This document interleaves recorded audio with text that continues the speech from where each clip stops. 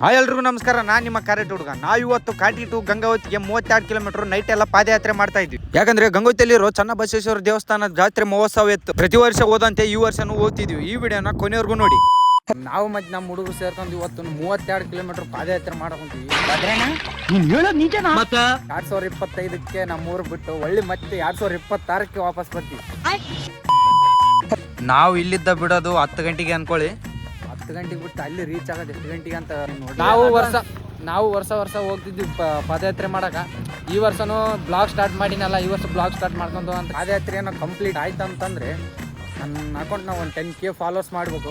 ಇಲ್ಲ ಚಾನ್ಸೇ ಇಲ್ಲ, ನೋ ವೇ. ಬರೀ ಊಟ ಈಗ ತಾನೇ ನಮ್ಮ ರಾಮನಗರಲಿದ್ದ ಸೀದಾ ನಮ್ಮ ಕಾರಟಿಗೆ ಹೊಂಟೀವಿ. ಈಗ ನಾವು ಪಾದಯಾತ್ರೆ ಮಾಡೋದು ನೋಡಿ ನಾವು ಇವನಿಗೆ ನಮ್ಮ ಕ್ಯಾಮ್ರಾಮ್ಯಾನಿಗೆ ಹೇಳಿದ್ವಿ ಇಡ್ಲಿ ಎಲ್ಲ ಮತ್ತೆ ಸೌಲಭ್ಯ ಚಾವು ಬೂಸ್ಟ್ ಎಲ್ಲ ಇರುತ್ತಂತಂದಕ್ಕೆ ಆ ಆಸೆ ಸಲಿಗೆ ಅವನು ಬರಕುಂತಾನೆ ನಮ್ಮಿಂದ ಅಲ್ಲಿಗ.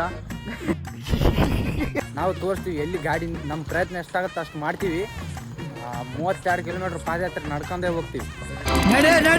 ಬಡವ್ರ ಮಕ್ಕಳಿಗೆ ನಮ್ಮ ತಲೆ ಮ್ಯಾಗಿರ್ಲಿ. ನಾವು ಈಗ ಕಾಟಿಗಳಿದ್ದ ಪಾದಯಾತ್ರೆ ಸ್ಟಾರ್ಟ್ ಮಾಡ್ತಿದ್ವಿ. ಇಲ್ಲಿದ್ದ ಬಸ್ ಸ್ಟ್ಯಾಂಡ್ ನಮ್ಮ ಕಾಟಿಗೆ ದಾಟಾಗ್ತಲೇ ಒಂದು ಅವಲಿ ಊಟ ಸ್ಟಾರ್ಟ್ ಆಯಿತು. ಅಣ್ಣ ಒಂದೇ ಹಾಕೋಣ ಮಾಡ್ಕೊಂಡು ಸಾಕು. ಸರಿ ಮಿರ್ಚಿ ಬೇಡ.